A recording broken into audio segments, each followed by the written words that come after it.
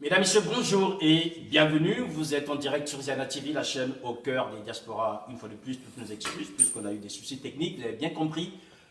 Pour ce 100% direct, nous allons revenir sur une thématique assez particulière. Faut-il une transition au Congo sans Denis Sassou Nguesso? Les hommes qui sont aujourd'hui mes invités disent oui. Or, nous le savons, depuis quelques mois, voire quelques années, se font jour plusieurs projets. Vous connaissez la conférence internationale de Modeste Boukadia, vous connaissez ces hommes ici au sein de la diaspora qui demandent une conférence nationale bis. D'autres pensent que pour les élections à venir, il faudrait organiser des primaires. Or, mes invités aujourd'hui estiment que le Congo a besoin d'une transition. Mais cette transition doit exclure un homme, Denis Sassou Nguesso, et son système. Vous avez entendu le premier des opposants congolais officiellement, M. Tetsima Biala, proposer une sorte de glissement pour que Denis Sassou Nguesso aille jusqu'en 2023 et il ne devrait pas se présenter aux élections présidentielles prochaines. Toutes ces initiatives aujourd'hui permettent de revoir ou de penser le Congo autrement. Mes invités aujourd'hui, c'est d'abord M. Mingwa Biango. Bonjour. Bonjour, c'est Makoso. Mingwa Biango, vous êtes le manager du site internet Congo Liberty. Tout à fait, tout à fait.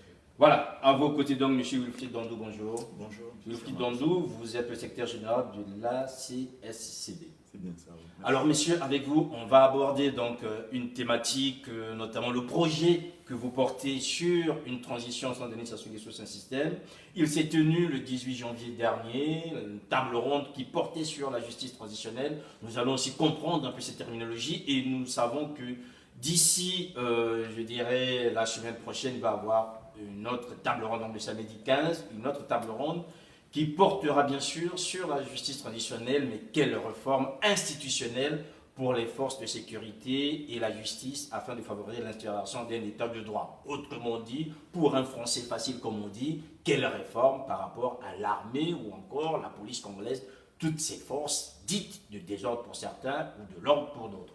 Alors, messieurs, on va d'abord commencer par comprendre ce que c'est ce projet Mingwa Biango qui porte sur la justice transitionnelle. Je rappelle donc, mesdames et messieurs, que vous pouvez intervenir soit en direct sur les réseaux sociaux, notamment sur la page Facebook de Ziana TV, ou encore au téléphone, et vous avez le numéro qui s'affiche, donc le plus 33 6 47 54 85 99. Mingwa Biango, c'est quoi ce projet qui exclut Denis Sassou Nguesso, alors qu'aujourd'hui, tous les projets portés pour sortir le Congo du chaos veulent être inclusifs?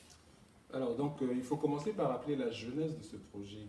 Et la genèse de ce projet n'est pas une simple vue de l'esprit, hein, ça ne tombe pas du ciel. C'est une réflexion qui part des problèmes que connaît le Congo-Brazzaville. Que sont-ils ces problèmes? Ces problèmes, c'est des guerres ethniques, c'est une gestion chaotique qui a mis notre pays dans le gouffre, et c'est un pays où le système économique et social est à l'abandon. Donc, le but de ce projet est de faire un diagnostic des contentieux qui gangrènent la société congolaise et ensuite faire une proposition dans un livre blanc dans lequel sera synthétisé toutes ces orientations. Alors, il faut dire que c'est un projet collectif. Nous ne sommes pas un parti politique ni une association politique. C'est un projet porté par des Congolais. De l'opposition? Ah non, nous ne sommes pas de l'opposition. Enfin, ah non, nous sommes... vous donnez peut-être des noms des gens de la majorité qui participent à ce projet. Alors, non, je voulais déjà rappeler que c'est un projet collectif. Oui. Vous avez ici avec moi Wilfried Dandou, vous avez Benjamin Tungamani, vous avez Alexis Miaoukou, Jean-Cyril Babela. Oui, je suis pas sûr qu'Alexis Miaoukou soit de la majorité présidentielle, hein, si ce n'est pas que de l'opposition. Alors, c'était pour vous dire que c'est un projet collectif, on peut citer entre autres Dieudonné Babakana. Bref, nous sommes des Congolais qui nous sommes posé la question de savoir pourquoi notre pays en est là. À partir de là, il y a eu une première journée où nous avons essayé d'expliquer donc le contenu du projet, c'est-à-dire que ce projet a fini par définir des piliers qui vont nous permettre ensuite d'élaborer le livre blanc. Donc voilà pour rappeler la genèse. Nous ne sommes pas un parti politique. Nous sommes vous êtes quoi exactement en fait? Alors, nous sommes des Congolais, Oui. nous sommes pour le Congo, nous sommes des Congolais. C'est trop facile, Ah Biango. non. Enfin, vous êtes congolais, oui, je suis convaincu qu'il est tchadien. Je ne le réunirons pas pour parler des affaires Non, mais ce congolaises. n'est pas la même chose. Oui. Monsieur Sirmakoso, ce n'est pas la même chose. Nous sommes des Congolais qui avons conscience des problèmes de notre pays. Oui. Vous avez cité, et ce n'est pas pour critiquer, des projets qui naissent ici et là. Bien sûr. Tant qu'on ne va pas diagnostiquer et définir sans concession les problèmes qui sont les nôtres, nous n'allons qu'ajourner les guerres civiles de notre pays, nous n'allons qu'ajourner la faillite de notre pays. Donc à un moment donné, il faut identifier les faits qui gangrènent la société congolaise. J'entends parler de plusieurs projets, on parle de transition, mais on ne voit pas le contenu. Donc, tout ça pour vous dire que nous sommes un projet qui va ensuite faire des propositions, mais à tous les Congolais, parce que quand on parle de transition au Congo, c'est vrai qu'on pense à la transition de 1991, qui avait pour but d'organiser des élections démocratiques. Non, nous sommes dans un projet où la transition doit, entre autres, effectivement, préparer des élections, mais c'est surtout que la transition doit régler les problèmes qui gangrènent la société congolaise afin de poser les jalons d'une démocratie pérenne et un pays dans lequel il y aura la paix. Or, pour ces problèmes, vous avez trouvé un homme qui en est à l'origine, qui est l'auteur, qui porte aujourd'hui, en fait, je veux dire, qui est la personnification des problèmes, c'est Denis Sassou Nguesso. Et pour cela, s'il veut aller vers la paix, s'il faut que le Congo se retrouve demain, il faut l'exclure, lui et son système. Non, mais ce n'est pas tant une exclusion. Ce n'est pas tant une exclusion en tant que telle. Quand je dis Enfin, une si vous dites une transition sans Sassou, je ne vois pas à quel moment pourra-t-il être intégré. Alors, monsieur Sirmakoso, je sais que vous connaissez bien les problèmes du Congo, mais je vais vous prendre un exemple simple.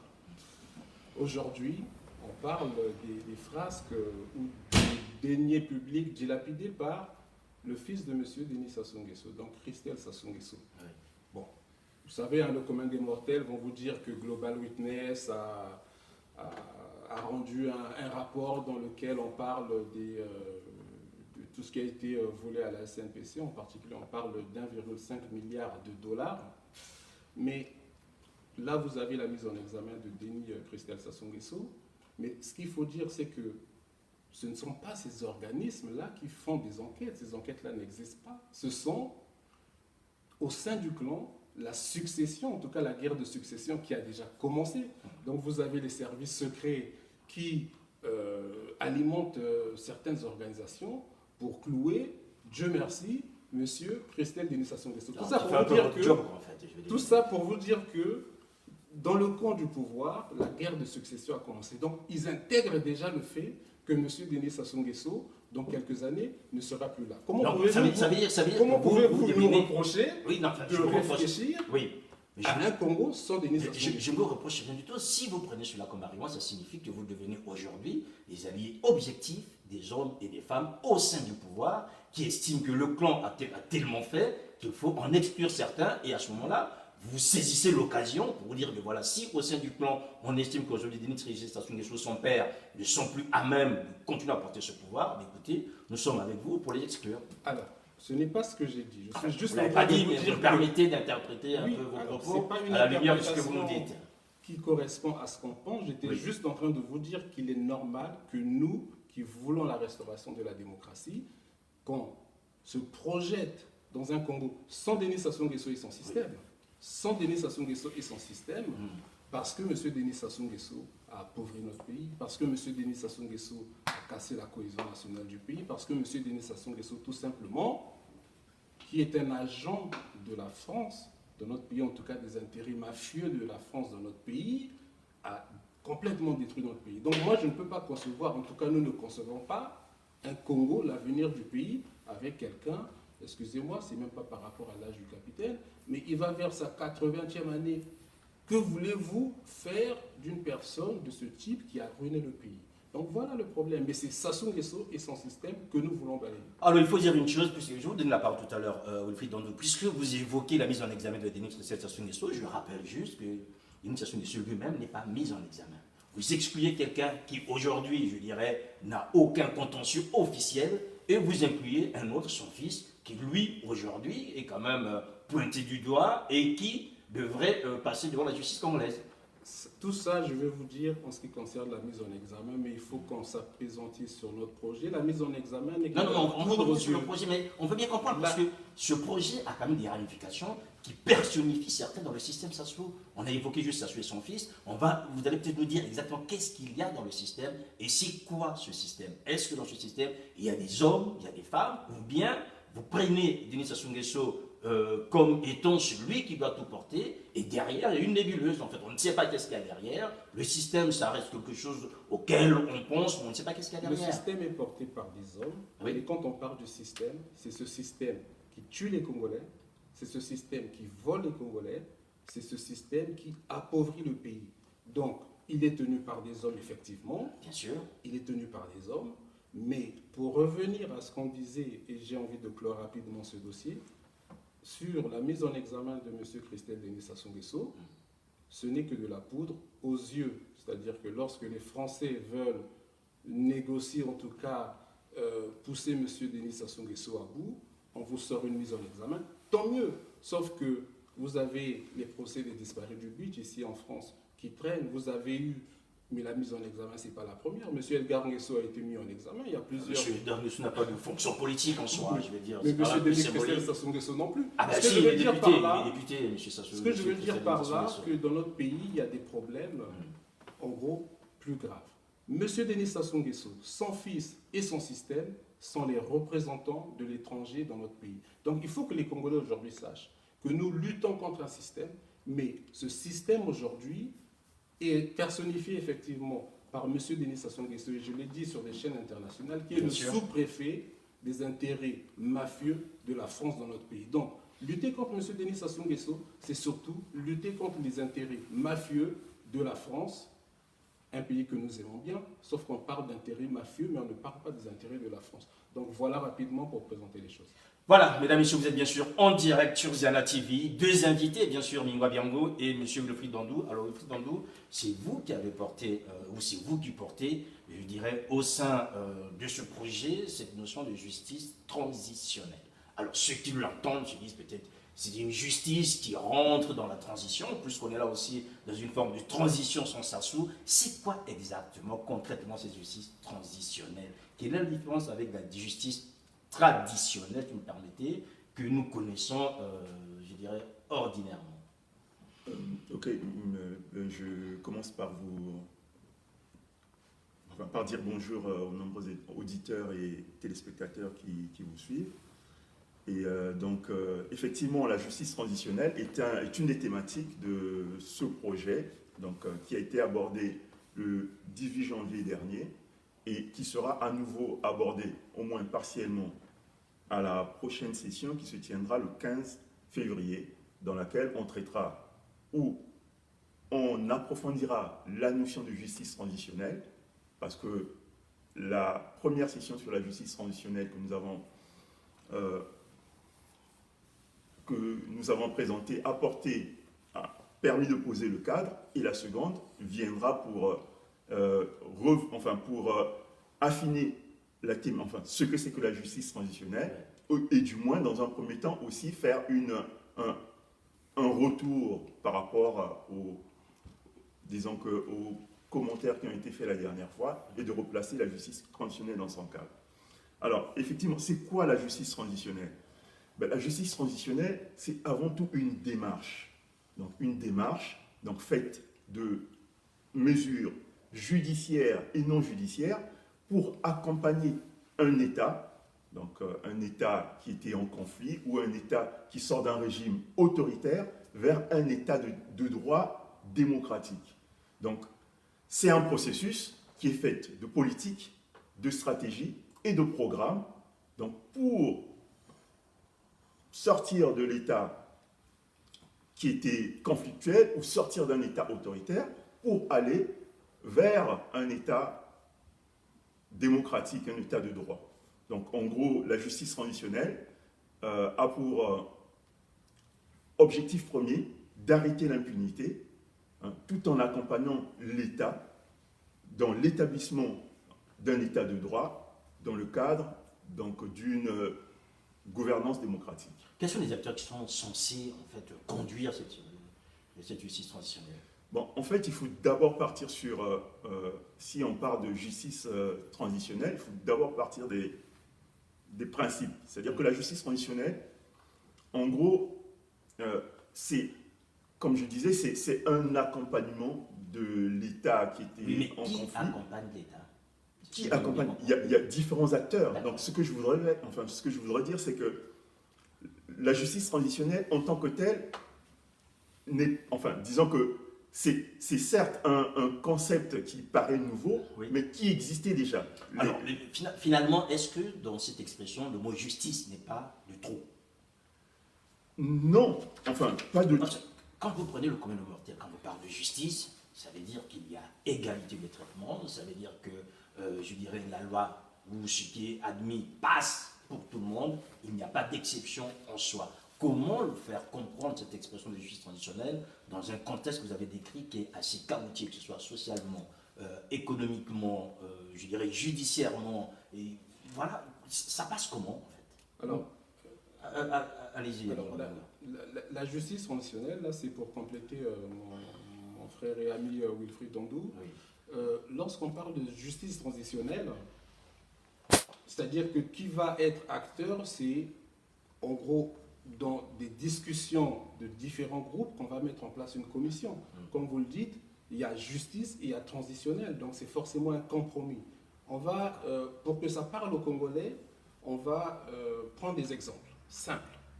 Aujourd'hui, chez nous, comme l'a dit Wilfried Dandou, nous sommes en train de militer pour la restauration de la démocratie au Congo, mais il se passe que dans notre pays, il y a des acteurs aujourd'hui au pouvoir qui ont commis des crimes. Oui. On va faire une projection simple pour qu'on se comprenne. Vous auriez, à l'époque de Pascal Lissouba, arrêté M. Pascal Lissouba, vous aurez mis, en gros, toutes les parties qui le soutiennent, donc les ressortissants de la région des pays du Grand Niari, qui était sa base politique, se seraient sentis lésés. Vous aurez fait la même chose avec Bernard Kolela, et c'est un peu pour ça aussi qu'il y a eu, vous aurez fait la même chose avec Bernard Kolela, vous vous serez mis à dos pratiquement une majorité des ressortissants du pôle, pour parler clair. On ne va pas parler de M. Denis Sassou Nguesso. Ça veut dire quoi? Ça veut dire que lorsque vous avez dans un pays des acteurs politiques qui ont commis des crimes graves, effectivement, à un moment donné, il faut essayer de trouver des formes, parce que si vous ne le faites pas, effectivement, vous n'aurez jamais de paix. Donc tous les pays dans le monde ont fini par se construire par des compromis. Et c'est un peu ce qu'on reproche aussi en Afrique du Sud à Nelson Mandela. En tout cas, le clan de Winnie Mandela a reproché au clan Nelson Mandela d'avoir bradé les intérêts de la communauté noire. Pourquoi? Parce que, comme vous le savez, Peter Botha, qui était le président de l'Afrique du Sud, n'a jamais été condamné. Donc, effectivement, c'est très compliqué, mais nous, dans notre projet, nous disons clairement que les crimes de sang sont imprescriptibles et que ceux qui ont commis des crimes de sang devront répondre. Après, même si demain nous chassons M. Denis Sassou Nguesso, ce que nous sommes, en tout cas nous travaillons pour, si demain nous le chassons, et comme l'a rappelé Alexis Miayoukou dans une autre émission, les Alliés ont bien battu, en tout cas écrasé, l'Allemagne nazie. Ils n'ont pas pour autant jugé tous les soldats de l'Allemagne nazie. Il y a eu des symboles. C'était une façon de faire une justice traditionnelle. À l'époque, ça ne s'appelait pas comme ça. On va prendre un autre exemple sur le Japon. Au Japon, vous avez un empereur, je crois que c'était Hirohito, qui était le chef des armées, mais lorsque les Américains ont gagné la guerre, qu'est-ce qui s'est passé? Il y a eu des symboles. On n'a pas jugé Hirohito. Pourquoi? Parce que pour les Japonais, il représentait un dieu. Donc ce n'est pas parce qu'on gagne une guerre qu'il faut absolument juger ou écraser tout le monde. Le but, c'est de reconstruire. Donc nous, dans notre projet, et pour faire un parallèle avec le Japon, il y a eu des généraux, il y a eu un procès au Japon, il y a eu des généraux qui ont été décapités, mais pour refonder la nation japonaise, parce que les Américains savaient qu'il leur fallait un allié dans cette partie de l'Asie, ont épargné l'empereur, et ensuite on reconstruit le pays. Donc nous, demain, une fois qu'on aura chassé M. Denis Sassou Nguesso, effectivement, il y a bien des gens qui sont aujourd'hui même dans l'armée, mais on pourrait y revenir, qui devront rendre des comptes, mais on n'est pas là pour chasser toute une ethnie ou voilà, tous les cadres qui ont malheureusement participé à certains exercices. On saura faire la différence. Donc ça reste en gros un compromis qu'on propose pour tendre la main pour la refondation du Congo.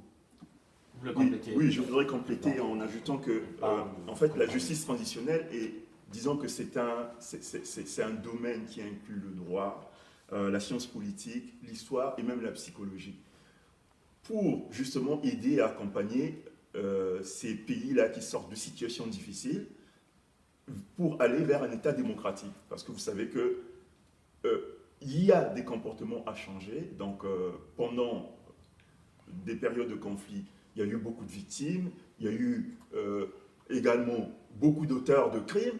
Le système judiciaire n'est pas à la hauteur pour être automatiquement un système démocratique et jugé en tout état de cause. On n'a peut-être pas assez d'avocats. Donc, il y a toute une mécanique à penser pour passer.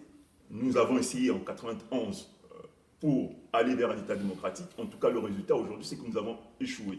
Donc, il y a tout un processus qui est créé au niveau de l'Union africaine, au niveau des Nations Unies, pour aider les pays justement à faire cette transition. Et il y a plusieurs pays qui ont essayé ces chemins-là. Mais ce qu'il faut surtout rappeler aujourd'hui, c'est que la justice transitionnelle est basée sur des principes à la base. Donc, c'est quoi les principes? C'est faut que justice passe, donc le principe de la justice. Le deuxième principe, c'est le principe de la vérité. Donc, on doit la vérité aux gens, la vérité aux victimes, la vérité aux familles. Ensuite, vous avez le principe de réparation. Et un autre principe qui est important, c'est le principe de non-répétition. Il faut s'assurer que ce que nous vivons ou ce qui a été vécu pendant la période de régime autoritaire ne se reproduise plus. D'où le fait qu'il y a des stratégies qui se basent sur ces 4 points fondamentaux. Justice, vérité, réparation et non-répétition. Voilà. Donc, il y a des stratégies qui vont arriver, sont les stratégies de poursuite pénale qui rentrent sur le premier point dont je parlais, c'était la justice. Ensuite, vous avez des stratégies qui sont souvent mises sous forme de commission vérité et réconciliation, qui rentrent dans le côté vérité, pour savoir connaître la vérité, aller dans le fond des choses.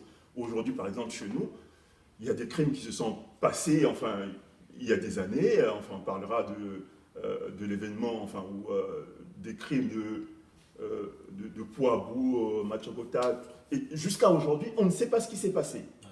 Marie Ngouabi Donc, ça veut dire que dans la justice transitionnelle, en fait, il n'y a pas de prescription. Certains crimes, oui, il n'y a pas. Enfin, Justice transitionnelle, il n'y a pas de prescription, je veux dire. C'est-à-dire qu'on va réveiller les ancêtres qui sont morts dans des conditions qui n'ont pas été élucidées pour l'éclairer aujourd'hui. Mais monsieur Sermakosso, Allez-y. juste un instant. Oui, oui. Le problème de la justice transitionnelle, c'est justement d'apaiser également. Oui. Il y a parfois un dilemme entre ce qu'on appelle la paix et la justice. C'est-à-dire que souvent ceux qui détiennent des armes, pour pouvoir les poser, exigent qu'on ne les poursuive pas. Et de l'autre côté, il y a des règles internationales qui exigent sur certains points, par exemple des crimes de sang, il y a une prescriptibilité. Donc pour être un état de droit, donc c'est un juste milieu à trouver, Oui. hein, mais en respectant stricto sensu un certain nombre de points. Et les points les plus importants dont j'ai parlé, c'est les 4 points dans la justice transitionnelle. Il faut qu'ils passent. Oui. Voilà. Le seul problème, moi, en fait, mon problème avec cette notion de justice transitionnelle, il faut que la maman qui vous fait de visa comprenne très bien que quand les militaires qui ont été envoyés par l'armée congolaise sont venus abattre sa famille, ses enfants et tout ça, et que vous lui dites que dans cette affaire-là, en fait, ces gens-là, on va trouver un compromis avec eux. Comment on intègre ça? Nous ne disons pas ça. Mais expliquez-nous, c'est ça qui est très Je important. veux vous expliquer Oui. quelque chose de simple. Enfin, quelque chose de Enfin, simple. merci pour la simplicité. Lorsqu'on a perdu un membre de sa famille qui a été décapité sans raison, et même lorsque c'est avec raison, toute sa vie, on crie justice, on crie même vengeance. Ça, c'est la nature humaine et c'est normal. Aujourd'hui, nous disons très clairement que pour notre part, il n'y aura pas d'amnistie pour les crimes de sang. En tout cas pour les commanditaires. Nous savons faire une différence entre les commanditaires et entre les exécutants. Aujourd'hui, on ne peut pas non plus, demain, si on veut refonder le pays, rester dans ce type de rancœur. Moi, je n'aime pas trop parler de moi, mais je vais vous parler de moi, monsieur. Oui, mais essayez, parce qu'il faut bien qu'on Oui, comprenne, parce que vous avez là quand même un concept. Il ne faut pas que les Congolais confondent justice et pardon, parce que chez nous, comme l'a dit, à la dernière table ronde, vous avez un éminent avocat du nom de Brice Nzamba que tout le monde connaît, Bien sûr. qui a parlé de notre identité chrétienne. C'est-à-dire que les Congolais pensent que le pardon absout. Non. Quand on regarde, vous regardez à la télévision des émissions de justice où on parle de crime, vous avez à la fin d'un procès où on condamne une victime, la famille des victimes qui dit « maintenant on peut pardonner ». Donc il ne faut pas confondre pardon et absolution des crimes. Non. C'est-à-dire que le pardon peut arriver après la justice. Et je peux même vous dire que demain, si vous renversez M. Denis Sassou Nguesso, il va sûrement se sentir soulagé. Il faut, j'ai envie de dire, qu'on libère M. Denis Sassou Nguesso en le dégageant du plancher. C'est ça, parce que je pense que même il y a aussi des victimes, enfin, il y a aussi des bourreaux qui veulent à un moment donné se repentir, dire j'ai fauté, mais il faut aussi intégrer ça. Mais on ne va pas attendre qu'ils le fassent. Effectivement, nous sommes dans un projet dynamique, mais ce qu'il faut savoir, aujourd'hui, vous avez des Congolais qui disent on a perdu des parents. Monsieur Sir Bakosso, moi mon père est mort pendant la guerre de 1997. Mais est-ce que c'est pour autant que je dois m'attacher à ça pour dire il faut vengeance, il faut vengeance. Mon grand-père est mort à Mouyonzi lorsque les Angolais sont rentrés à Mouyonzi. Mais il faut qu'on refonde un pays. Aujourd'hui, il faut qu'on se dise que nos morts vont enfin reposer en paix lorsqu'ils sauront que leurs enfants, leurs petits-enfants vont en tout cas continuer à vivre dans un pays en paix. Et c'est seulement comme ça que tous nos martyrs, tous nos parents que nous avons perdus pourront reposer en paix. Donc, moi, pour ma part, j'aurais créé vengeance. Je ne le fais pas parce que je sais qu'on a un pays à construire. Je ne suis pas le seul à avoir perdu des parents. D'autres, malheureusement, n'auront pas la même démarche que moi. Oui. Mais je sais que tous les pays qui ont connu le type de problèmes qui sont les nôtres sont forcément passés par ça. Alors, moi, j'aimerais bien, Mingwa Biango, qu'on insiste beaucoup sur cette notion de justice traditionnelle. Il faut quand même dire que nous sommes dans un pays qui est morcelé, où, je dirais, les crimes ont été plus ou moins repartis géographiquement. Certains vous diront qu'ils ont souffert plus que les autres. Comment est-ce que vous faites passer auprès de ces gens-là la notion de justice transitionnelle? Aujourd'hui, on sait très bien, quand vous entendez les Congolais, je dirais au quotidien, on vous dit, voilà, ceux du pôle ont souffert, ou souffrent encore jusqu'à aujourd'hui. La dernière crise la plus grave, on l'a eue dans le pôle. On va vous dire aussi, vous me parlez de la Bouenza tout à l'heure, qu'il y a eu dans la Bouenza, il y en a eu dans le Puy. D'autres diront, mais écoute, il n'y a pas assez dans le Nord, puisqu'ils sont plus ou moins protégés. À ce moment-là, comment faire entendre la notion de justice traditionnelle quand vous êtes déjà dans un univers aussi morcelé? Quand vous parlez de l'Afrique du Sud, si vous permettez, quand vous avez évoqué le cas de l'Afrique du Sud, qu'on évoque souvent quand on parle de justice traditionnelle, on sait quand même que vous avez là deux communautés opposées clairement. Vous avez les Blancs d'un côté, vous avez les Noirs de l'autre, après on peut avoir les Métis, les Indiens au fur et à mesure. Or, nous sommes dans un pays où la violence aujourd'hui a plus ou moins ciblé depuis plusieurs années certains départements par rapport à d'autres qui ont été épargnés. Comment ramener dans cet univers aussi morcelé cette notion de justice transitionnelle? Mais mon cher Brice Makosso, vous ne m'avez pas écouté. Si, je vous ai écouté, mais moi je veux bien qu'on rentre dans les cas congolais, parce que quand vous allez chercher ailleurs, c'est une chose. Quand on rentre dans les cas congolais, je vous ai répondu, je vous ai dit, là vous citez des crimes, je vous ai dit que les crimes de sang sont imprescriptibles. Donc à côté de la justice transitionnelle, il y a la justice pénale qui continue, c'est-à-dire que la justice transitionnelle, il y a un cadre qui est mis. On dit voilà ce qui va être traité par la justice transitionnelle. Mais c'est un compromis. C'est-à-dire que vous êtes là en train de présenter les choses comme si nous disons il faut absoudre les crimes. Non. ceux qui ont tué au Congo doivent répondre de leur crime. En tout cas, ceux Ah, qui mais ont il faut le dire, parce que mais non, vous ne l'avez pas dit aussi clairement. Vous l'avez pas dit aussi clairement. Il faut le dire qu'aujourd'hui, s'il y a quelqu'un qui au Congo a commis un meurtre, qui ne compte pas sur la justice traditionnelle pour s'en sortir. Je pense que c'est aussi clair. Monsieur Denis Sassou Nguesso doit répondre de ses crimes. Oui. Monsieur Jean-Dominique Okemba doit répondre de ses crimes. Monsieur Ndengue doit répondre de ses crimes. Quand je dis répondre de ses crimes, je ne les condamne pas d'emblée. Ce sont les juges qui vont juger et qui Donc trouveront. eux, ils ne passeront pas par la justice traditionnelle. Pour ma part, si c'est... Mais Pour ma part, non. je pense qu'il y a une Oui. confusion. Enfin, Oui. moi je m'irais bien Oui. parce que Voilà, si... on va si- lever la confusion. Allez-y, Voilà, il y a levez la une confusion dans le sens où Hmm. on assimile justice traditionnelle à de la justice. La justice traditionnelle, ça veut dire déjà... la justice traditionnelle Oui. englobe la justice. Très C'est bien. un, Donc ça veut dire que les au deux départ, peuvent aller au même moment. C'est-à-dire non, que- c'est un processus. C'est un processus qui englobe, on a dit, des mesures judiciaires et non judiciaires, hein, qui est basé sur des principes. Et ce sont ces principes-là qui donnent des stratégies. Ce sont des stratégies donc, de poursuite pénale. Donc, on va mettre en place des poursuites pénales sur des crimes qui doivent être poursuivis parce que non protégés par des accords quels qu'ils soient, parce que la communauté internationale exige sur certains crimes qu'il n'y ait pas d'impunité, que l'État prenne ses responsabilités. Ensuite, il y aura des commissions qui vont se mettre en place, des commissions généralement de vérité, généralement pour la recherche de la vérité, qui vont s'asseoir, dire par exemple, pour ce qui s'est passé dans le pool, ça relève plutôt d'un tribunal pénal international, parce que nous n'avons pas la capacité de le faire, nous allons solliciter l'ONU. Pour ce qui relève du crime d'un tel, nous avons les possibilités de le faire, nous l'enverrons dans nos tribunaux à nous. Donc ceux qui veulent aller à la CPI, iront à la CPI, je veux dire... Ce n'est pas, disons, la justice, oui, voilà, la justice traditionnelle met de l'ordre. Ah, Elle bien sûr. n'interdit pas d'envoyer, de juger des personnes qui sont responsables de crimes. Au contraire, elle aide les pays qui ont connu des situations difficiles à rentrer dans le processus de la justice, puisque son but même, c'est de combattre l'impunité, d'établir l'état de droit. Très bien. Sauf qu'il y a un processus, il y a un contexte dont il faudra prendre en compte. Hein. Par exemple, aujourd'hui au Congo, le système judiciaire, il n'est pas aux normes. Comment voulez-vous, du jour au lendemain, M. Denis Sassou Nguesso tombe et qu'on puisse avoir une mécanique pour le juger? Nous n'avons peut-être pas la capacité et les moyens de le faire nous-mêmes. Pourquoi? La justice, Pourquoi tout simplement parce qu'aujourd'hui, vous avez dans l'appareil judiciaire Oui. un système qui marche et qui est à la solde de M. Sassou Nguesso. D'accord. Comment voulez-vous faire juger M. Sassou Nguesso par des personnes que lui-même il a nommées pour être là? Et dans des relations qui sont plutôt des...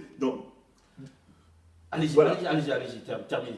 Voilà. Si je comprends bien, ça signifie qu'aujourd'hui, en fait, pour mettre en place les justices traditionnelles, ça demande non seulement des ressources internes, mais aussi des ressources externes. Qui peuvent nous aider. J'arrive. Donc, ça veut dire qu'il faut des ressources parfois externes. Au niveau de ces ressources externes, permettront soit en interne de se dégager d'une responsabilité quelconque par rapport aux crimes des uns des autres, des uns aux autres, pour faire en sorte que une institution, au-dessus, je dirais, de nos pratiques, puisse prendre la chose en main. Donc, ce qui signifie à un moment donné que si on veut rentrer d'une manière stricte, qu'à un moment donné, pour que la justice traditionnelle puisse s'appliquer dans son intégralité, il faut céder un peu de sa souveraineté. Oui et non. On va prendre le cas du Rwanda, que tout le monde connaît. Donc, Tout à fait. au Rwanda, pour cette question qui est des poursuites pénales, on ne parle pas des autres branches, recherche de la vérité, non-répétition des crimes ou réparation. Cette question de la justice, des poursuites pénales, il y a 3 niveaux. Le premier niveau, c'est le tribunal pénal international pour le Rwanda, pour des crimes de génocide. Donc ça, c'est l'ONU qui envoie une équipe, qui met en place une équipe pour pouvoir les juger. Les auteurs sont identifiés, il y a le symbole. Très bien. Ensuite, pour les crimes qui ont été commis, que le Rwanda n'a pas voulu laisser passer, il y a eu les tribunaux locaux qui ont été mis en place pour juger justement ces personnes-là qu'on a identifiées, disons que qui ont rempli les prisons du Rwanda, mais à un moment donné, cela n'a pas suffi. Parce que tout simplement, le rythme auquel les personnes étaient jugées ne permettait pas à la fois de désengorger les prisons et en même temps de rendre justice. Hein, dans le sens où il n'y avait pas assez de personnel judiciaire. Ils ont mis en place, par exemple, des tribunaux locaux, ce qu'ils appellent les Gakaka, oui, qui étaient des espèces de tribunaux traditionnels pour certains délits, les sortir du contexte judiciaire normal et les mettre au niveau des communautés pour également faire passer la justice. Donc, suivant les contextes, suivant les pays, chaque pays va, enfin, tous les pays ne sont pas égaux, chaque pays va décider du système qu'il pense appliquer pour les poursuites pénales. Très bien. Alors, moi, j'aimerais bien rester sur le cas du Rwanda. Quand vous allez chercher des exemples, il faut quand même dire que l'exemple du Rwanda est assez extrême par rapport à la situation du Congo. Ce n'est pas pour minimiser ce qui se passe au Congo, mais nous sommes quand même à une certaine extrémité avec un plan concerté par des hommes pour en tuer d'autres. Est-ce qu'aujourd'hui... Comme le plan Webara. Ah ben moi je veux bien, c'est pour ça que je veux arriver. Est-ce qu'aujourd'hui, on est dans cette configuration au Congo pour qu'il y ait ce parallèle qui puisse distinguer les crimes les plus importants qui soient du ressort d'une institution internationale, les crimes, je ne dirais pas les moins importants, mais enfin au fur et à mesure qu'il y ait une graduation qui puisse permettre de bien comprendre qu'aujourd'hui, si nous entrons dans une justice transitionnelle, c'est parce qu'on a besoin non seulement de nous-mêmes, mais aussi de la communauté internationale, de donner un peu de souveraineté, parce que ce qui se passe au Congo, ce qui s'est passé au Congo, relève de cet ordre. Alors, il y a une chose, je ne suis pas juriste, mais on essaie tous un peu d'avoir une certaine culture juridique. Hein. Bien sûr. On peut être confronté à ce type de problème. Le droit a une constance. C'est qu'il faut juger les crimes où ils se sont passés. C'est pour ça qu'il y a eu le tribunal de Nuremberg. C'est pour ça que les criminels japonais ont été jugés au Japon même. Maintenant, effectivement, pour le cas du Congo, on aurait aimé que tout cela se passe demain lorsque nous allons dégager M. Denis Sassou Nguesso au Congo. Mais comme l'a rappelé M. Wilfried Dandou, chaque système de justice transitionnelle est spécifique. Mais il n'y a pas de honte non plus à demander à des juridictions africaines ou internationales de nous aider. Et pour vous dire, aujourd'hui, bien que la Commission Vérité et Réconciliation de l'Afrique du Sud est une référence, mais il y a eu amnistie des crimes de sang aussi, en tout cas beaucoup.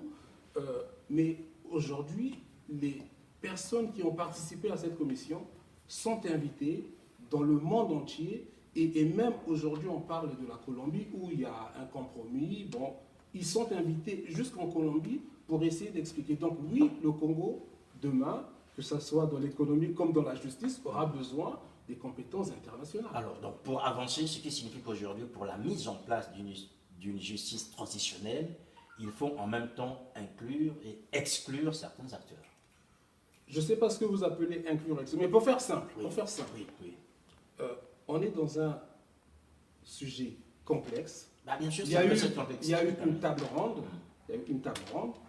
Il y a ensuite, après les tables rondes, donc les tables rondes dégagent des orientations. Ensuite, il y a des groupes de travail où on invite les Congolais qui ont des compétences sur ce sujet, ou même des chercheurs, pour venir nous aider à comprendre les choses. Donc, nous sommes effectivement dans des orientations, mais pour revenir aux commissions que présentait Wilfried Dandou, c'est que la justice transitionnelle, en tout cas dans la commission, il y a une certaine éligibilité aux affaires, c'est-à-dire qu'on définit quand même le cadre. Aujourd'hui, si vous avez, pour faire simple, un problème parce que vous êtes un entrepreneur, un problème de type commercial, si vous allez au tribunal de grande instance, on va vous renvoyer vers le tribunal de commerce. Donc, dans la mise en place de ce type de structure, on définit quand même quelles sont les compétences ou le périmètre de cette commission-là. Très bien.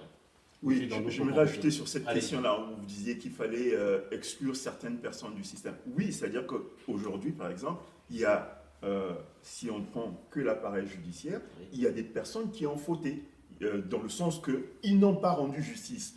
On va prendre par exemple le procès de M. Jean-Michel Marine Coco.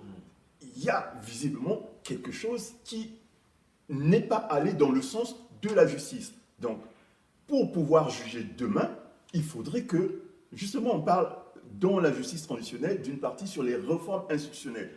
Une réforme de l'institution justice qui puisse nous permettre d'être dans la configuration d'un état de droit. De même, on parlera d'une réforme des forces armées, où, par exemple, au Congo, on a levé des hélicoptères, mais on ne sait pas qui est responsable. Donc, à un moment donné, si on veut continuer, si on veut une sécurité, il faudrait commencer par, déjà, peut-être enlever, écarter un certain nombre de personnes qui ont donné des ordres et reformuler et reformer ces institutions de sorte à ce qu'elles fonctionnent dans l'intérêt de la nation. Voilà, donc il y aura nécessairement des personnes qu'il faudra exclure parce qu'ils sont auteurs de crimes. Très bien, voilà. Donc on avance, hein, je le dis. Voilà. Mesdames et messieurs, vous êtes bien sûr en direct sur Ziana TV, la chaîne au cœur des diasporas, 100% direct avec deux invités, Monsieur Wilfried Dandou et Monsieur Mingwa Biango. Avec eux, nous parlons du projet qu'ils portent d'une transition sans Denis Sassou Nguesso et son système. Il y a eu une table ronde le 18 janvier dernier qui portait sur la justice transitionnelle. Vous avez bien compris que nous insistions sur cette notion qui n'est pas nouvelle, mais en même temps qu'il faut adapter à la réalité congolaise, puisque, je dirais, pour réparer le Congo, pour penser le Congo, penser sous forme de pansement, il faut bien, à un moment donné, qu'on puisse trouver des hommes et des femmes qui puissent porter ce pays vers un certain apaisement. Alors, il faut dire aussi que vous pouvez intervenir, que ce soit en ligne sur Facebook ou encore par téléphone au 00 33 6. Voilà, on a donc un premier appel de Edmonton en Alberta au Canada. Oui, allô? Oui, bonjour, M. Makosso. Oui, bonjour. Bonjour. C'est Robert Makouli, je vous appelle du Canada. Bonjour, Monsieur Mumboli. Oui, je peux intervenir en direct là. Allez-y, allez-y, vous êtes en direct. Mingwa Biango et le fils d'Andou vous écoute. Oui, d'accord.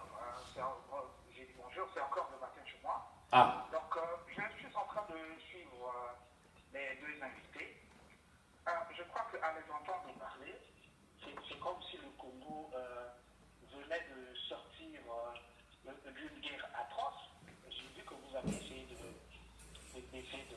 ramener les choses un peu à l'ordre, parce qu'on a pris l'exemple du Rwanda qui sortait d'un génocide, on a pris l'exemple de l'Afrique du Sud qui sortait d'un système d'apartheid, on a pris l'exemple du procès de Nuremberg qui est un procès après la guerre mondiale, on a pris l'exemple du Japon qui sortait de la guerre. Alors, je sais qu'au Congo, il y a eu des atrocités, en ma connaissance. Si ce n'est pas la guerre de 97, on peut parler de ce qui s'est passé récemment dans le pool. Alors, le Congo a des institutions qui fonctionnent aujourd'hui. Nous avons une constitution en place. Que dit la constitution dans le cas de rapport des élections, par exemple? Parce qu'il y a des mécanismes. On ne peut pas se réveiller comme ça un matin, dire que non, voilà, on doit assurer une transition, reporter les élections, et voilà le candidat d'un parti. Donc, je crois que c'est le fait qui doit décider si M. Denis Sassou Nguesso, le président Denis Sassou Nguesso, peut être leur candidat aux élections ou pas. Dans le cas contraire, le départ du président Denis Sassou Nguesso doit se négocier aux urnes. On ne peut pas parler de la démocratie, surtout proclamée démocrate, et comploter de violer les institutions en place, ou la Constitution en plus. Cette Constitution a été votée. Robert Mumboli. Je veux qu'on... Voilà. Ben, restez en ligne, le fils d'Andou encore, Mingwa Biango va vous répondre. Oui, donc Voilà, donc je vais déjà revenir sur un cas, c'est-à-dire que quand on parle de justice transitionnelle, ce n'est pas, enfin, disons que ce n'est pas nécessairement que dans des cas extrêmes. Je vais vous prendre 3 cas. Le cas du Canada, qui est pourtant un pays démocratique. Plus au Canada, hein, monsieur. Oui, oui, Voilà. qui est plutôt un pays démocratique, qui a mis en place un processus de justice transitionnelle sur les cas des Indiens qui ont été mis dans des pensionnats, qui ont été maltraités. Ça, c'est un premier point. Le cas du Maroc, après Hassan II, son fils Mohamed VI, a voulu revenir dans un système de justice transitionnelle sur des crimes qui ont été commis pendant le règne de son père.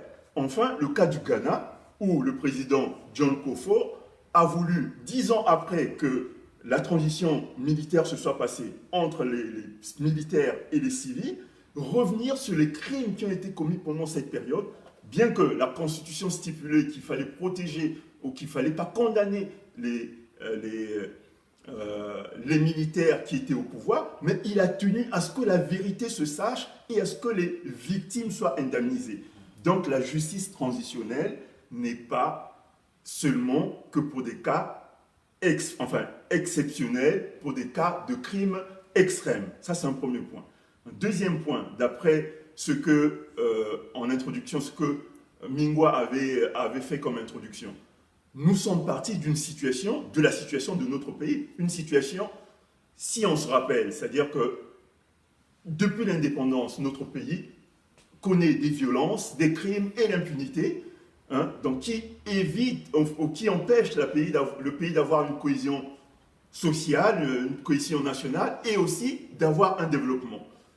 Et on pensait, par exemple, que la conférence nationale avait solutionné et posé un cadre démocratique dans notre pays.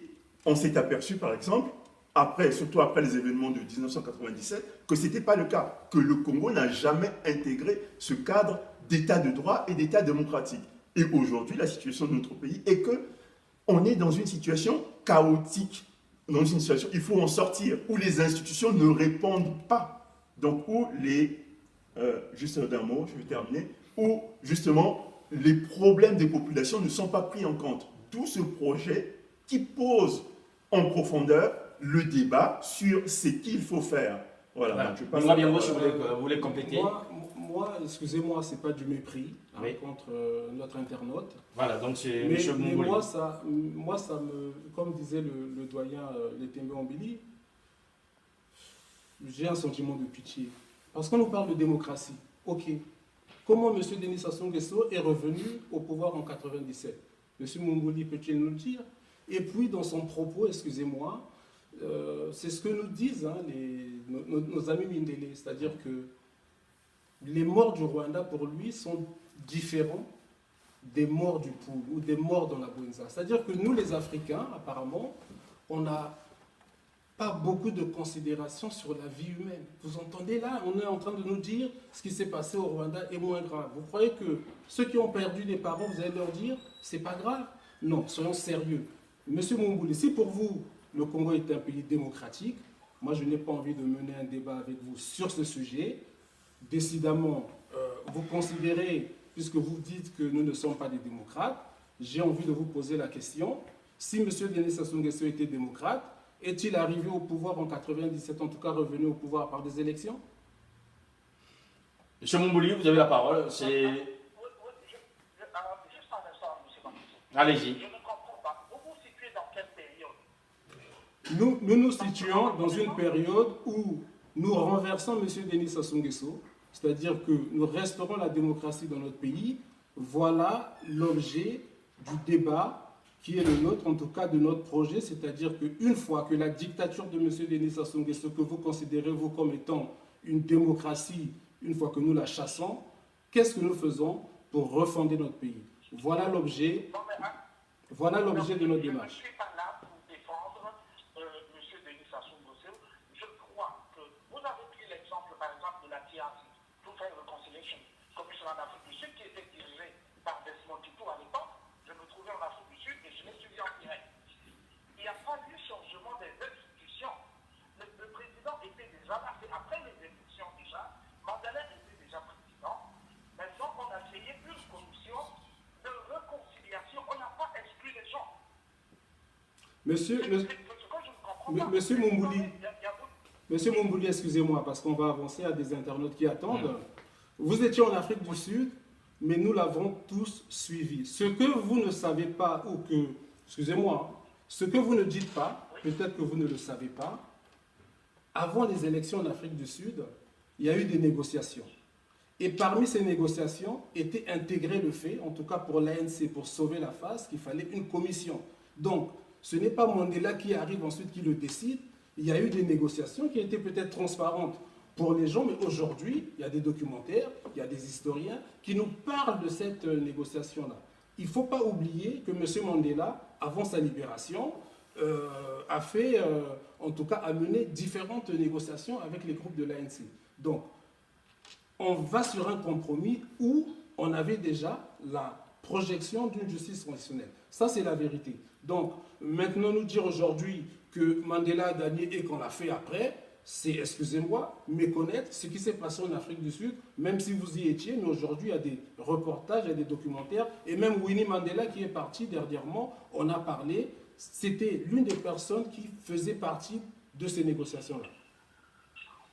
Je ne veux pas entrer dans... Voilà, on va vous donner la parole et puis on passe à d'autres. Allez-y, M. Mumbouli, pour terminer. Je termine. Et vous avez pris le cas du Canada. Le cas du Canada, ce n'est pas un coup d'État institutionnel comme vous le prétendez. Moi, je crois, personnellement, je crois que il faut faire comme peut-être là, si vous voulez, votre démarche, une proposition que je fais, ça doit être comme la conférence nationale. Vous négociez avec tout le monde. Si vous commencez déjà par les solutions, je crois que ça ne va pas marcher. Merci, Robert Mumbouli. Ok, merci, et votre conseil a été entendu. Voilà. Est-ce qu'il faut une conférence nationale à la place d'une transition? Je ne sais pas. Enfin, vous l'entendez comment? C'est une proposition que fait M. Mumbouli en disant si vous voulez que ça marche, mais n'excluez personne. Or, le projet qui est le vôtre commence d'abord par l'exclusion de s'asseoir sur le système et après on verra. Pour revenir au fondement de notre projet, Oui. une transition est un compromis. C'est-à-dire que nous sommes en train de construire un pacte républicain que nous allons soumettre à tous les Congolais, qui sera amendé, discuté, mais si nous ne réglons pas Oui. Mais les problèmes du Congo, comme je vous l'ai dit, notre avenir c'est la guerre. Oui, mais est-ce que vous prenez en compte notamment des hommes qui estiment que pour que cela soit efficace, qu'il n'y ait pas d'exclusion? Ben, nous excluons M. Denis Sassou Nguesso et son système. Après, c'est notre choix, mais nous militons pour que demain, ça soit une réalité. Donc vous comprenez que d'autres ne vous suivent pas? Mais nous comprenons tout à fait. D'accord. Oui. Allez-y. Mais je pense aussi que nous nous mettons dans l'optique du changement, Oui. dans l'optique de sortir de la situation dans laquelle nous nous trouvons aujourd'hui pour aller vers une situation meilleure ou une situation au moins d'un état de droit. Aujourd'hui, on est dans un état de non-droit. Et qui est le responsable de cette situation et qui maintient ce système depuis 40 ans? C'est M. Denis Sassou Nguesso. On ne peut pas être dans la contradiction. Nous voulons le changement. Tous ceux qui veulent le changement doivent rentrer dans un processus où on discute et la plateforme est ouverte et justement elle est faite par des personnes, des politiques, des non-politiques, des personnes de la société civile comme moi qui veulent que le Congo change. Et nous posons des débats pour changer les choses en profondeur. C'est-à-dire qu'il y a certains acteurs sur la place qui pensent que ce n'est qu'un problème de gouvernance électorale. Il y a d'autres qui pensent qu'il s'agit juste de juger M. Denis Sassou Nguesso pour que les choses se résolvent. Mais les problèmes sont plus profonds que ça. Et nous posons ces problèmes sur la table dans une démarche participative. Ceux qui veulent le changement peuvent venir soit nous rejoindre, soit mener leur débat sur les mêmes thématiques. Et nous aurons plus tard un livre, blanc qui va poser nos conclusions, notre démarche sur la table. S'il y a d'autres qui ont d'autres démarches, ben ces démarches vont s'ajouter pour qu'au final, demain, quand on va aller dans une espèce de négociation avec ceux qui veulent le changement, qu'on puisse dégager le bon chemin. Voilà, en attendant qu'on dégage le bon chemin, messieurs, on va avancer. Vous avez prévu le 15 février, donc le week-end prochain, une table ronde, bien sûr, entre 13h et 18h, qui portera sur la thématique suivante, orientation sur les réformes des forces de sécurité et de la justice. Quelles réformes institutionnelles pour les forces de sécurité et la justice afin de favoriser l'instauration d'un état de droit? Avant qu'on arrive aux propositions et aux réformes, c'est quoi l'état des lieux d'abord, monsieur Ningwa Biango, par rapport aux forces de sécurité et de justice? Alors, sur l'état des lieux de la justice, hein, il y a Wilfried Dandou qui a commencé à ébaucher, voilà, qui travaille dessus, il pourra répondre, mais en tout cas on travaille sur tout. L'état de lieu de l'armée congolaise. L'état de lieu de l'armée congolaise, c'est quoi aujourd'hui? C'est une armée qui tue ses propres compatriotes, c'est une armée qui est tribalisée à outrance, avec, on va le dire, je sais que vous me reprenez un peu parfois pour ça, on a une armée qui est à majorité Mboshi. Hein. Oui. On voulait une armée nationale, mais on a une armée à majorité Mboshi. Et puis, on a une armée qui est tout à fait pléthorique. Donc, une armée au service du système que nous décrions, une armée où je peux vous dire, hein, là c'est demain, Il faut le dire. vous avez aujourd'hui un Conseil national de sécurité, donc la majorité des membres sont des Mbouchis. Ça veut dire que moi, on peut même vous inviter à ce type de conseil, les gens vont parler Mbouchi, vous ne comprendrez rien. Vous trouvez ça normal? Donc, il y a une chose aujourd'hui que les Congolais lambda, sans être techniciens, disent, cette armée doit être rééquilibrée, cette armée doit être dégraissée, et cette armée, pour un avenir, il faut se mettre dans une projection d'une armée de professionnels. Ce rééquilibrage passe par des quotas ethniques. Alors, c'est vrai qu'au Congo, malheureusement, on ne connaît pas bien notre histoire. Quand je dis qu'on ne connaît pas bien notre histoire, aujourd'hui, et c'est ce que nous disons à Parfait Kolela, à Tsassima Biala, à tous ceux qui étaient déjà candidats en 2016 et qui sont candidats demain, admettons, pour faire un peu de fiction, que vous gagnez une élection, vous allez vous retrouver avec l'armée de M. Denis Sassou Nguesso à majorité Moshi. En sachant que, quand je parle de l'histoire, c'est quoi?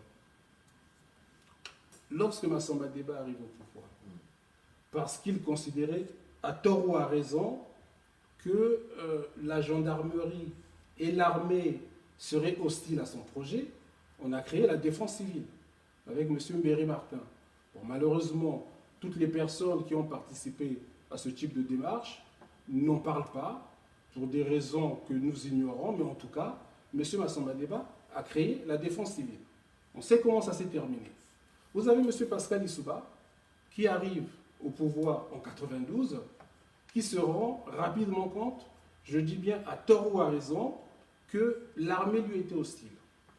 Comment ça s'est terminé? Et M. Lissouba, qui était déjà dans le pouvoir de Massamba Deba, a créé ce qu'on appelait la réserve ministérielle. Ouais. Ça veut dire que demain, toute personne qui va arriver au pouvoir au Congo-Brazzaville et qui ne fait pas partie du système de M. Denis Sassou Nguesso ou du clan Mboshi va se retrouver en face d'une armée qui est hostile. Ça va se terminer encore par des forces paramilitaires. Donc ça, c'est quelque chose qui est prévisible. On n'a pas besoin d'une boule de cristal pour s'imaginer demain des forces armées hostiles à n'importe qui pourrait arriver au pouvoir. Donc ça, c'est un problème qu'on doit régler en sachant... Mais sauf que vous ne répondez pas à ma question, Ningwa Biango. Ma question est toute simple. Oui. Est-ce qu'il faudra des quotas ethniques pour rééquilibrer cette armée? C'est pour ça que je vous parlais de notre histoire. Dites-moi oui ou non, je veux dire. Parce que quand vous parlez, voilà. Vous dire oui, c'est compliqué. Oui, mais non, mais c'est pas compliqué. Si aujourd'hui vous dites que l'armée est à majorité Moshi, si demain, vous avez cité le cas de Tchatima Bialo encore, de Parfait Kolela qui prennent le pouvoir, ils vont avoir affaire à un système mis en place par ça. Est-ce que pour demain, pour rééquilibrer les forces armées congolaises, il faudra des quotas ethniques? J'en viens parce que je sais que vous êtes quelqu'un d'intelligent. Non, moi je veux bien les gens qui nous suivent aussi comprennent très bien. Il faut qu'ils comprennent. Oui. Quand je vous dis qu'on ne connaît pas notre histoire, moi notre histoire, si vous voulez, je la connais un tout petit peu par des faits de hasard. Et c'est pour ça qu'on vous invite. La refondation, aujourd'hui, le projet national, c'était de fonder une nation. Pourquoi je vous dis qu'on ne connaît pas notre histoire? Les Congolais, qui sont de ma génération, je pense qu'on est de la même génération, on a connu, lors des recrutements au Congo, que ça se faisait par quota dans différentes régions. Ça, les gens l'ont oublié. Moi, comment je le sais? Mais c'est parce que, à l'époque, je crois dans les années 80, il y avait un recrutement de militaires. Et dans ma famille, effectivement, on discutait pour savoir s'il y avait des jeunes dans la famille qui pouvaient intégrer l'armée. Donc, quand je dis qu'on ne connaît pas notre histoire, les recrutements à l'époque se faisaient.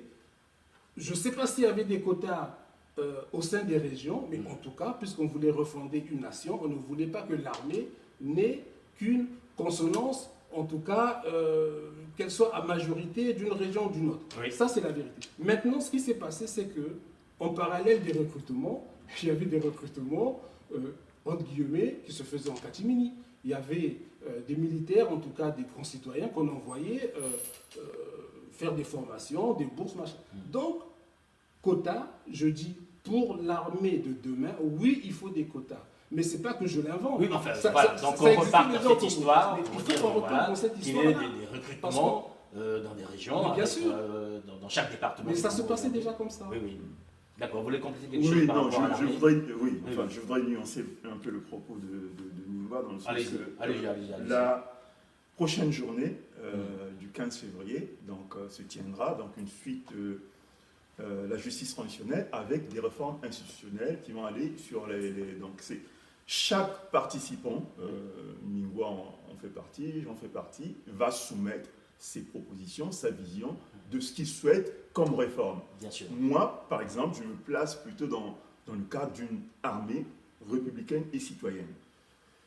Et aussi dans le cadre de la réorganisation du pays qui intègre tous les citoyens de la République. Donc il est anormal que le recrutement aujourd'hui de l'armée, par exemple, se passe que dans une région, mais il serait demain normal que ce recrutement soit citoyen et se passe dans toutes les régions de façon contrôlée et mécanique, de sorte que chaque citoyen de la République s'y trouve représenté. On n'ira peut-être pas jusqu'à compter il y a combien de Moshi, combien de Teke, combien de Congo, mais une armée citoyenne et républicaine. Oui. Donc ça veut dire qu'on se mettra dans un cadre où on va revoir l'organisation et le fonctionnement de l'institution, où on fera des propositions de fonctionnement de cette institution en termes de mission et aussi en termes de diversité de l'institution. Donc D'accord. les réponses sont diverses. Oui. Le débat pour le moment, il est ouvert et il y a toute une journée dans laquelle chaque citoyen viendra faire des propositions et donner sa vision de l'institution telle qu'il la voit aujourd'hui et des propositions qu'il pourra faire demain. Par rapport à la justice, l'état de lieu, puisque c'est vous qui portez cette question de justice, c'est quoi l'état de lieu aujourd'hui? Oui, enfin, disons que c'est un peu excessif de dire que je porte... Non, dans le cadre du projet. Exact. Dans le cadre du projet. Ben, la justice, aujourd'hui, c'est comme ce qui était dit. Aujourd'hui, on a une justice, enfin, comme la plupart des institutions d'ailleurs, qui sont, disons, soumises à une autorité qui est l'autorité du chef de l'État. Donc, cette justice-là, n'a pas évolué, et cette justice-là, elle est aux ordres, on va dire, du pouvoir actuel, et ce qui fait que comme dans plusieurs administrations du Congo d'ailleurs, les nominations, le fonctionnement est un peu sujet à cette autorité du président de la République qui s'applique de façon pyramidale sur cette institution. Vous ne voulez pas nous dire que la justice est gauchisée aussi, hein? Non, pas nécessairement. Enfin, non, pas nécessairement. Ce qui est sûr, non, je ne pars pas sur cet aspect-là. Non, ce qui est sûr, c'est que Oui. même si disons qu'on... Si vous prenez les hauts magistrats, on peut peut-être pas les indexer directement, mais si vous mettez la haute... On va laisser... Oui, jusqu'à... Mais il faut qu'on appelle un chat un chat. Ah, Oui. moi, je voudrais bien Jusqu'à qu'on preuve de- pose des problèmes. Jusqu'à preuve de contraire, Oui. c'est-à-dire qu'aujourd'hui, toutes les communautés de la République du Congo vivent toujours au Congo. Et bon gré, mal gré, nos citoyens dans différentes institutions arrivent à avancer. Bien qu'il y ait ce fait ethnique qui fait partie de l'ordre de décision du président de la République qui a tendance à nommer des personnes issues de son clan ou issues de sa communauté ethnique. Mais la Vous République ne du voulez Congo... pas reconnaître que la justice congolaise aujourd'hui est dominée par des gens qui viennent de la même région que le président de la République. On prendrait les grands, enfin les grands postes La de haute responsabilité. magistrature. Ouais, la haute magistrature. Oui. Et justement, c'est le sens Oui. des questions que nous allons poser. Et si vous posez la question à un compatriote ou à, disons que, qui est... Mais qui est... disons les choses, j'ai l'impression que vous hésitez de dire les choses. Non, Si aujourd'hui vous vous réunissez, c'est quand même pour pointer du doigt ce qui se passe. Mingo vient nous dire aujourd'hui que l'armée pose un vrai problème. Nous avons affaire à une armée où il n'y a que des officiers, et des officiers qui viennent en grande partie. Monsieur Sirmakosso, Allez-y. en ce qui concerne la justice, ce que Wilfried Dandou est en train de vous dire, c'est qu'il y a une refonte du système judiciaire en tant que tel, c'est-à-dire que dans notre projet, effectivement, comme il a dit, quand on a parlé de la justice transitionnelle, Oui. vous avez des juges qui doivent être exclus. Bien sûr. Mais vous ne pouvez pas faire la refonte d'une telle institution pendant une période de transition. Elle va s'étaler. Donc là, il vous parle de la projection aussi. Ici, on est dans l'indépendance de la justice. Après, comme on vous l'a dit, il y a des orientations. Il faut aussi, puisque le Congo a formé des milliers de juristes avec Marien Ngouabi, hein, il faut aussi que les juristes viennent nous aider, parce que ce qui va se passer, c'est quoi? Il faut que les Congolais instruits prennent conscience que notre pays ne doit plus être entre les mains d'aventuriers. Les intellectuels congolais ou l'élite congolaise s'est couchée devant des voyous qui aujourd'hui gouvernent notre pays.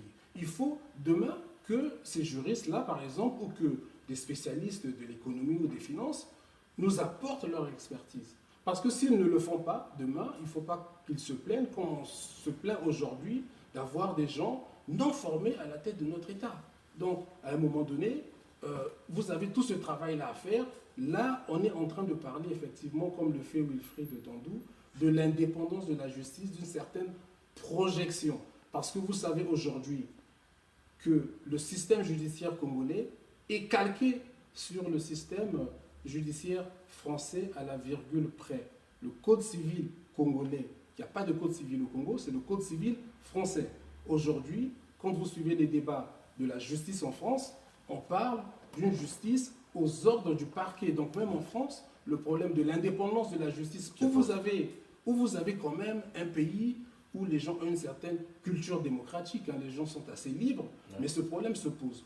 Comment voulez-vous que ce problème ne soit pas posé chez nous et aussi grave dans un pays où, comme le rappelait Wilfried Dandou, nous sommes dans une dictature où cette institution-là est au service, et comme l'a rappelé monsieur maître Bonkouta, je crois, sénégalais, dans cette affaire-là, vous savez qu'il y a un juge qui a été remercié au Congo-Brazzaville, hein, parce qu'il a tout simplement voulu appliquer le droit. Donc aujourd'hui, on en est là. On parle d'indépendance. Et juste pour terminer, il y a moi un fait qui m'a beaucoup marqué. C'est celui des États-Unis. C'est-à-dire qu'aujourd'hui, vous voyez bien qu'aux États-Unis, on nomme les juges de la Cour suprême à vie. C'est vrai que ça surprend. Mais les États-Unis, vous savez, c'est une fédération qui s'est faite. C'est un pays qui s'est, en tout cas une fédération qui s'est faite par agrégation. C'est-à-dire qu'il y avait des États. Et ensuite, tout s'est agrégé pour former un pays. Mais moi, j'ai eu la chance, en tout cas, de lire l'histoire de cette constitution américaine, qui fonde la constitution américaine. Il y a des États, pour accepter la fédération, qui militaient pour une indépendance de la justice, qui avaient fait la proposition qui a fini par être adoptée, et ça date déjà de 2 siècles environ, où ils ont dit, mais nous, pour que les juges de la Cour suprême soient indépendants, il faut les nommer à vie. Pourquoi à vie? Parce que, M. Makosso, vous êtes président des États-Unis, vous nommez un juge, c'est-à-dire que vous allez nommer un juge qui est sûrement de votre obédience politique, mais il ne pourra pas prétexter demain qu'il a été influencé par la personne qu'il a nommée, parce qu'il est finalement indéboulonnable. Donc il a les moyens d'agir. Ça, c'est ce que les Américains, par rapport à leur pays, ont décidé. Donc à nous aussi d'imaginer des mécanismes qui vont faire que nos juges soient indépendants et Avant juste de vous donner la parole, monsieur, on va bientôt arriver à la fin. Il y a deux interpellations en ligne. Vous donnerez sans doute des réponses assez brèves. Il y a monsieur Jordache Hartmann Bieni qui pose: bonjour Sir Makosso et invité. Ma question est la suivante. Comment compte-t-il mettre en place ce qu'ils disent justice transitionnelle, étant donné, selon leur déclaration, le Congo est une dictature? S'agirait-il de renverser l'actuel président de la République par un coup d'État? Rapidement. Pas par un coup d'État, c'est-à-dire qu'il faut le faire partir. Aujourd'hui, tout le monde sait que M. Denis Sassou Nguesso ne peut partir que par la force, pas par des élections. Donc, nous ne sommes pas là pour étaler ce que nous pouvons faire.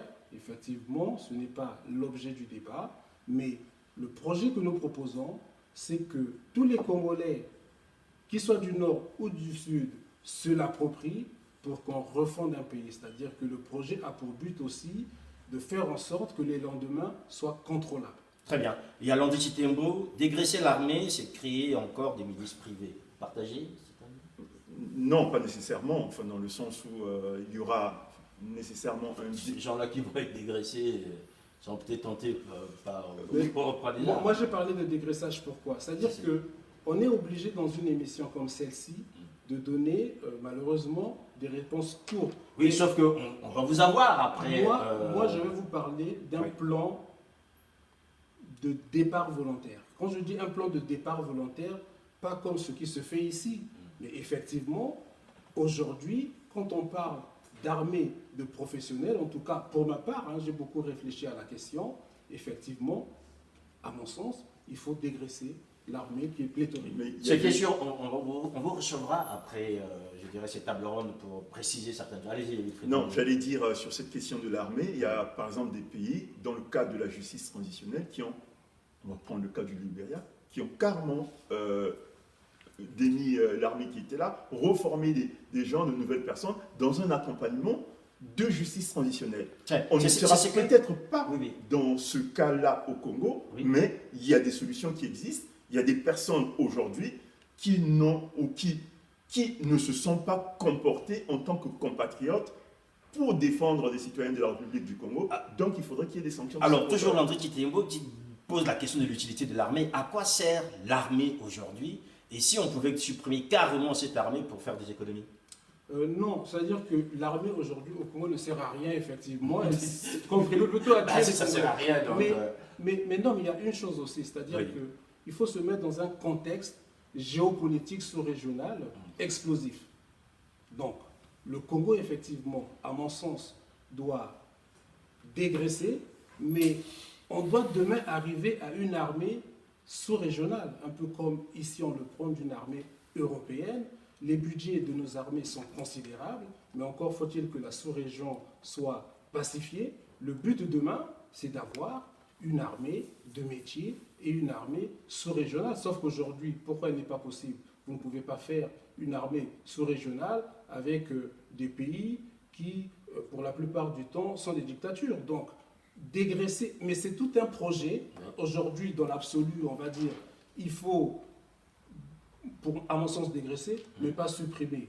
On ne peut pas supprimer une armée, même si demain, même si elle a toujours eu pour rôle de participer à la conservation du pouvoir de ceux qui tiennent les manettes du pouvoir et de tuer les Congolais. Donc, si on suit, pour être rationnel, si on était rationnel, oui, on aurait supprimer l'armée, mais le contexte ne le permet pas.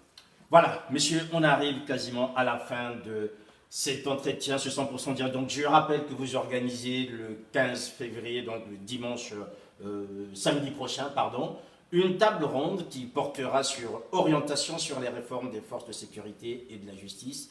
Quelles réformes institutionnelles pour les forces de sécurité et la justice afin de favoriser l'instauration d'un état de droit. Ça se passe donc à Paris, Mwabiango, du côté du CICP, le métro, c'est donc rue des Boulets. C'est libre, la participation est libre. Tous les la Congolais. Participation est libre, mais on demande une participation de 10 € pour tous les frais de financement parce qu'il y a l'audiovisuel, il y a aussi la location de la salle, mais on veut aussi que les Congolais participent à l'organisation des réflexions. Hein. Ça, c'est quelque chose de normal. Hein. Je D'accord. pense que 10 euros par Congolais, ceux qui veulent donner un peu plus peuvent donner, mais les coûts sont considérables. Et ceux qui sont loin, comment ils peuvent participer?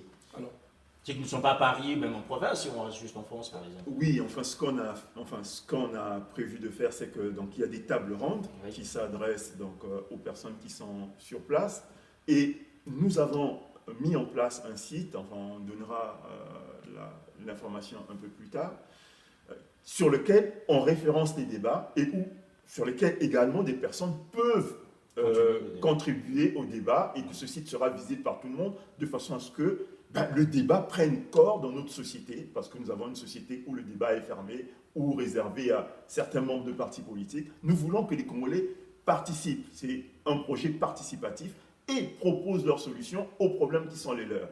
Voilà la démarche qui est la nôtre. Très bien, nous espérons que vous aussi, vous avez pu participer et comprendre cette démarche, bien sûr, comprendre ce projet, l'impératif d'une transition politique réparatrice et consensuelle, excluant Sassou Nguesso et son système. Mes invités étaient donc M. Mingwa Biango, merci. c'est moi qui vous remercie. Je vous remercie au nom de l'équipe. M. Dondou, merci. Merci M. Sir Makosso de nous avoir reçus pour une 3e fois pour ce projet. Donc, Mais nous vous recevons pour une 4e fois, puisque nous aimerions bien savoir si, au cours de ces débats, pour la prochaine table ronde, si l'armée restera ou si l'armée... En tout cas, on reviendra. D'autres membres du groupe reviendront. Bien sûr. Mais M. Sir Makosso, Allez-y. pour rester dans un cadre tout à fait rigoureux, sérieux, comme vous l'êtes, vous voyez bien, M. Sir Makosso, que nous sommes dans un projet où nous réfléchissons sur les problèmes qui minent la société congolaise. Aujourd'hui, vous avez, excusez-moi, vous avez cité plusieurs projets. Moi, je ne vois pas le contenu. On va parler de quoi? On ne veut même pas faire tirer les enseignements de la conférence nationale, où effectivement, elle nous est tombée sur la tête. On s'y est rendu, en tout cas pour les conférenciers, sans avoir réfléchi au problème du Congo. Donc, moi, je vous invite aussi, M. Makosso, lorsque vous recevez vos invités, de leur demander le contenu de leur projet. Si c'est juste aller aux élections présidentielles, excusez-moi.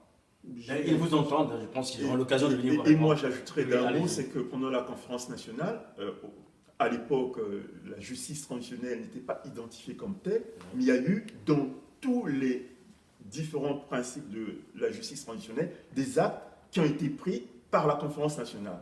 Donc ces actes-là, on n'a pas le temps de les citer aujourd'hui, mais ce dont on se rend compte que la dernière cérémonie, la cérémonie de lavement des mains, a comme par magie fait disparaître ces actes-là, tout simplement peut-être parce que justement nos compatriotes à l'époque n'étaient pas outillés pour accompagner ces changements qu'ils voulaient vers l'état de droit qu'ils nous souhaitaient.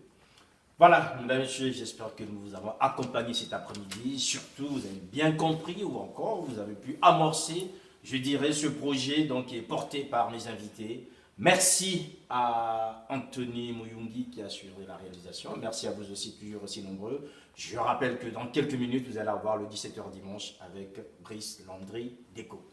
Merci encore à vous tous. Portez-vous bien, le programme continue. Ok. Au revoir.